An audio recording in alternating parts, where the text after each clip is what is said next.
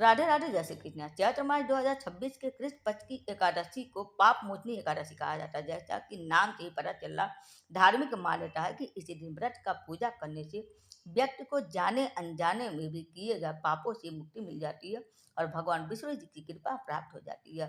आइए जानते हैं कि एकादशी तिथि कब से कब तक है।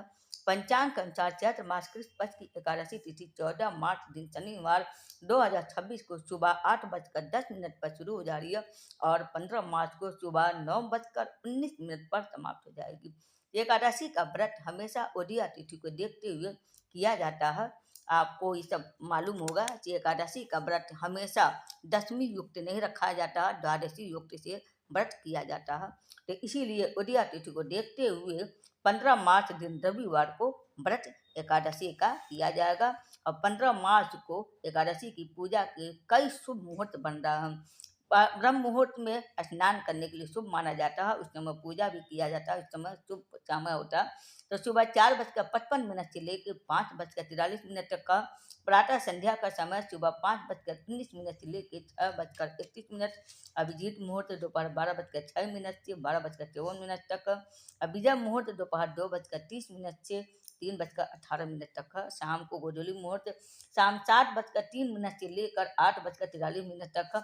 इन समयों में पूजा करने से विष्णु जी की शुभ माना जाता है। पाप मोचनी एकादशी का व्रत का पारण 16 मार्च दिन सोमवार को सुबह 6:30 से लेकर 8:54 के बीच में किया जा सकता है। पारण के दिन ही द्वादशी की समाप्ति 9:40 पर ही सुबह हो जा रही है। तो इसलिए आप लोग नहीं कुछ अगर इस समय पर नहीं पारण कर पाते तो 9:40 के पहले आप लोग पारण सुबह सुबह 16 मार्च दिन सोमवार को जरूर कर लीजिएगा। उसके बाद त्रयोदशी तिथि लग जाएगी तो आप लोग पारण नहीं कर पाएंगे। इस समय में विष्णु जी की पूजा करने के बाद व्रत खोला जाता है और सच्चे मन से किया गया व्रत पाप मोचनी एकादशी का पापों से मुक्ति दिलाकर जीवन में सुख और शांति प्रदान करता है। 15 मार्च दिन रविवार के दिन 3 शुभ योग भी बन रहा। पहला परिघ योग प्रातः से लेकर सुबह 10:25 तक है, यानी कि सुबह प्रातः काल से ही शुरू हो जा रही है, 10:25 तक है। दूसरा शिव योग सुबह 10:25 से लेकर रात तक है। तीसरा दीपुष्कर योग 16 मार्च की सुबह 5:56 से लेकर 6:30 तक। और उसी दिन नक्षत्र भी लग रहा है तो श्रवण नक्षत्र प्रातः काल से लेकर 15 मार्च को 16 मार्च को सुबह 5:56 पर सुबह सुबह ही खत्म हो जा रही है। इसके बाद धनिष्ठा नक्षत्र आपका शुरू हो जा रहा।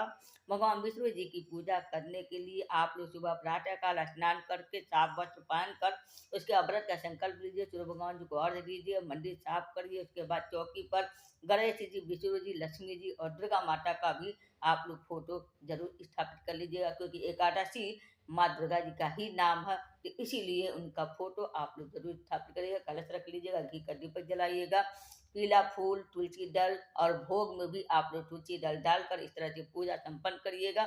उसके बाद आप लोग भगवान जी का मंत्र और सहस्त्र नाम जरूर पढ़ लीजिएगा। उसके बाद आपको दशमी से ही एकादशी का व्रत अगर आप रख रहे हैं, पूजा केवल नहीं कर रहे हैं, तो आपको दशमी की रात को अनाज नहीं खाना और उसके बाद से आप लोग एकादशी का व्रत रखते हुए द्वादशी को आप लोग पारण करेंगे। पारण मुहूर्त के समय करिएगा, वो भी सात्विक भोजन के साथ। उम्मीद करती हूँ आप सबको मेरा वीडियो पसंद आए।